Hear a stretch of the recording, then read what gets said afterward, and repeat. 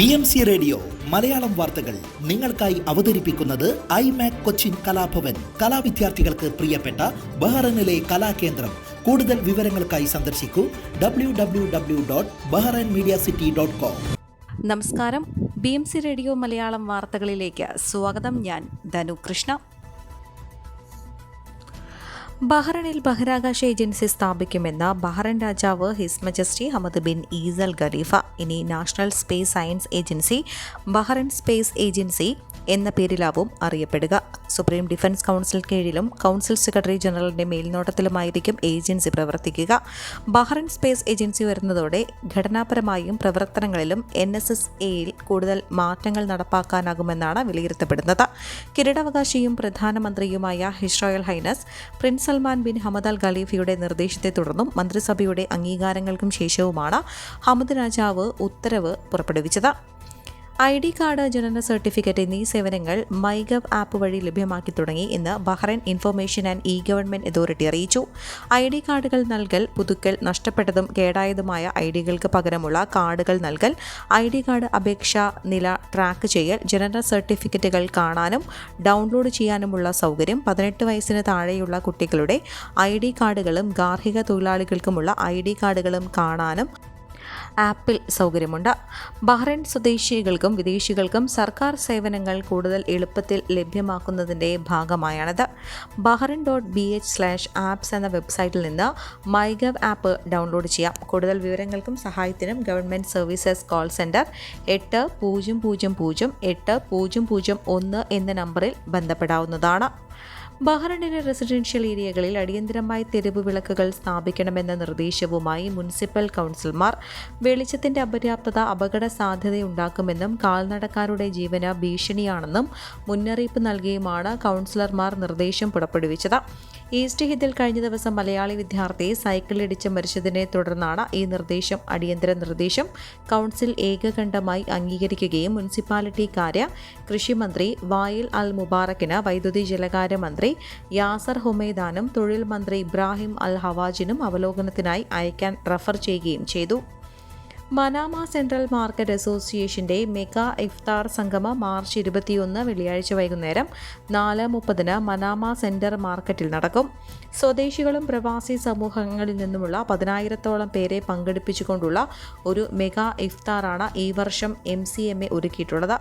Bahrain parliament 2ാം deputy speaker Ahmed Abdul Wahad Qarata, ആഭ്യന്തര മന്ത്രാലയത്തിലെ അഭ്യർത്ഥനകളുടെയും അന്വേഷണങ്ങളുടെയും തലവൻ his excellency doctor Shaikh Mohammed bin Hamad Al Khalifa, Bahrain parliament അംഗം his excellency Mohammed Hussain Janahi, BCCA board അംഗം Sawsan Abul Hasan Muhammad Ibrahim ഉൾപ്പെടെ സ്വദേശികളും പ്രവാസികളുമായ നിരവധി പ്രമുഖരാണ് സംഗമത്തിൽ പങ്കെടുക്കുന്നത്.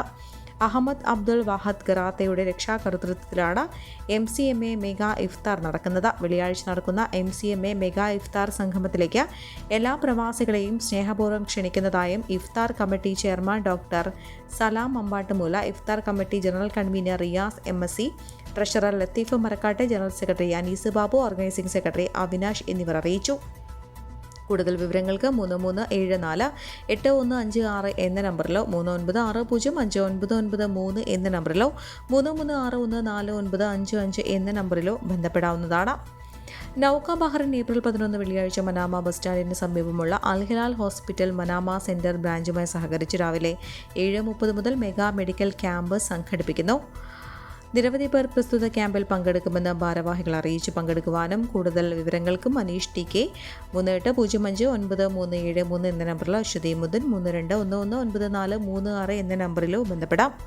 തൃശൂർക്കാരുടെ ബഹ്റൈനിലെ കൂട്ടായ്മയായ ബഹ്റൈൻ തൃശൂർ കുടുംബം മദലിയ ബാൻസാങ്തായ് ഹാളിൽ അംഗങ്ങൾക്കായി ഇഫ്താർ വിരുന്ന് സംഘടിപ്പിച്ചു. അംഗങ്ങളും കുടുംബാംഗങ്ങളും പുറമെ ബഹ്റൈനിലെ വിവിധ സാംസ്കാരിക സംഘടനാ പ്രതിനിധികളും ചടങ്ങിൽ പങ്കെടുത്തു.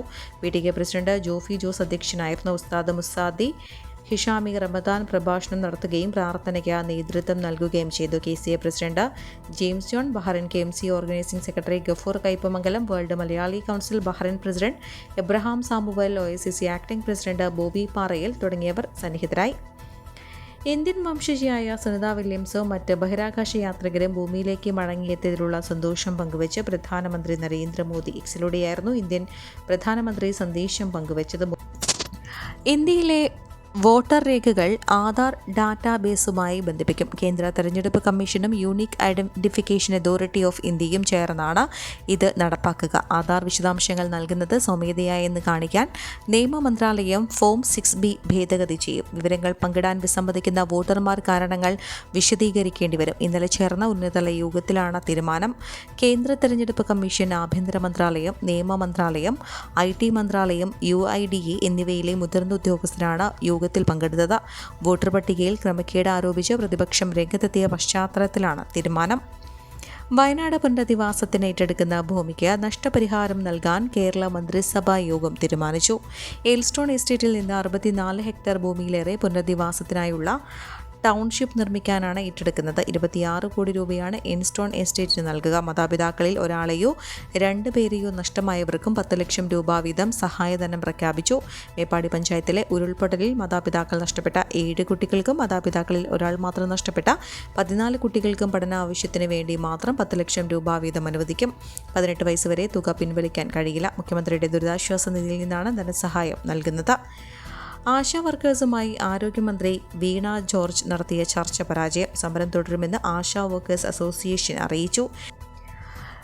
യാഥാർത്ഥ്യബോധത്തോടെ ആശാമാർ പെരുമാറണമെന്നും ചർച്ചയിൽ ആരോഗ്യമന്ത്രി പറഞ്ഞു. ഓണറേറിയം 1 രൂപ പോലും വർദ്ധിപ്പിക്കാൻ കഴിയില്ലെന്നും മന്ത്രി പറഞ്ഞെന്നും ആശാ വർക്കേഴ്സ് പറഞ്ഞു. ആശാമാരുടെ പ്രവർത്തനം സംബന്ധിച്ച് സ്വീകരിക്കാൻ കഴിയുന്ന എല്ലാ നടപടികളും സ്വീകരിച്ചാണ് മുന്നോട്ട് പോകുന്നതെന്നും ആരോഗ്യമന്ത്രി അറിയിച്ചു.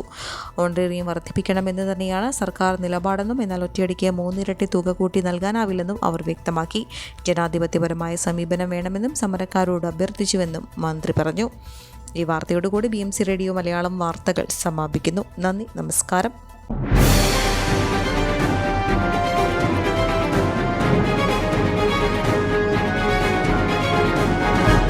BMC റേഡിയോ മലയാളം വാർത്തകൾ നിങ്ങൾക്കായി അവതരിപ്പിക്കുന്നത് iMac കൊച്ചിൻ കലാഭവൻ. കലാവിദ്യാർത്ഥികൾക്ക് പ്രിയപ്പെട്ട ബഹ്റൈനിലെ കലാകേന്ദ്രം.